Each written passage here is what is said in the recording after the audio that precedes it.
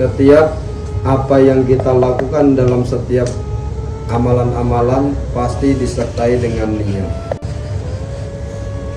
Niat adalah satu pondasi dalam setiap amal-amal apa-apa yang kita lakukan. Kita melakukan sholat, kita harus punya niat. Kita melakukan ibadah puasa maupun wajib ataupun sunnah, kita harus punya niat. Apapun yang kita lakukan dalam setiap kehidupan dalam beribadah, niatkan, jangan lupakan niat. Niat haruslah didasari dengan sesuatu yang dalamnya di hati yang bersih, yang mana dikatakan sebagaimana Rasulullah SAW bahwa kita untuk selalu setiap hari kita, setiap waktu kita untuk memperbaiki niat.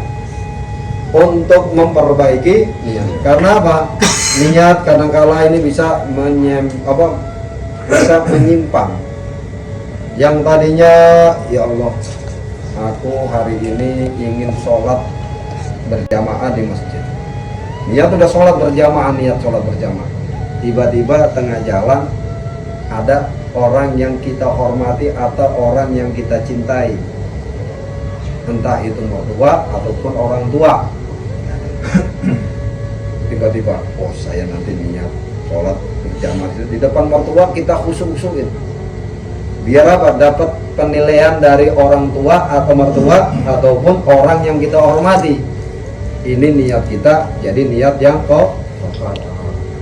maka kita harus membersihkan niat kita dari segala unsur-unsur duniawi hanya kepada lillahi ta'ala. Nah, niat kalau sudah bersih, insya Allah kita tidak akan tenggelam dalam dunia dalam samudra nafsu. Rasulullah SAW berpesan kepada sahabat yang mulia, siapa? Abu Dzar Al-Ghifari.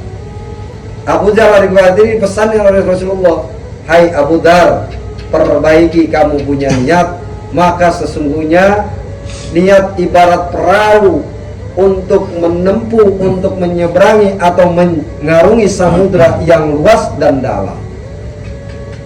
Kalau niat itu kita niatnya tidak kita perbaiki, niat kita kotor, niat kita mengecek pada unsur-unsur yang lain, maka niat kita akan rusak.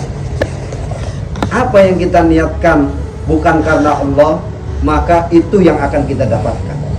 Tapi kalau niat kita karena Allah, insya Allah akan lebih kita dapatkan. Sebagaimana oleh karenanya niat itu harus didasari dengan rasa ikhlas.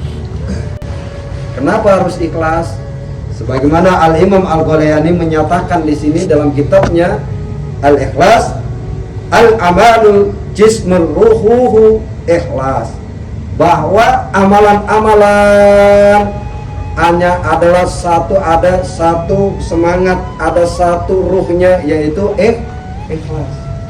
Kalau amalan-amalan itu tidak didasari dengan ikhlas, maka rusak apa yang kita lakukan, akan mendapatkan sesuatu kepayahan. Ikhlas karena lillahi ta'ala, ikhlas apapun yang kita hadapi di depan mata kita, apapun yang kita alami, gangguan apapun, capek kita, sempit waktu kita, karena waktunya Allah panggil, maka kita dengan ikhlas kita lakukan. Kalau orang ikhlas itu nggak ada berat, sakit, bahwa sholat ikhlas kita lakukan. Sakit itu sholat wajib, walaupun kita sehat wajib sholat, sakit wajib sholat, sekarat aja wajib sholat. Orang sekarat wajib sholat, artinya orang yang sakit parah itu masih wajib sholat. Nah, oleh karenanya nanti suatu saat kita di hadapan Allah, bukanlah jasad kita yang dihadapkan, tapi amalia-amalia kita yang kita hadapkan. Dan amalia-amalia itu punya pondasi yang sangat kuat adalah niat. Niat punya pondasi yang sangat kuat adalah ikhlas. Ruhnya ikhlas. Oleh karenanya ikhlaslah kita dalam setiap amalan.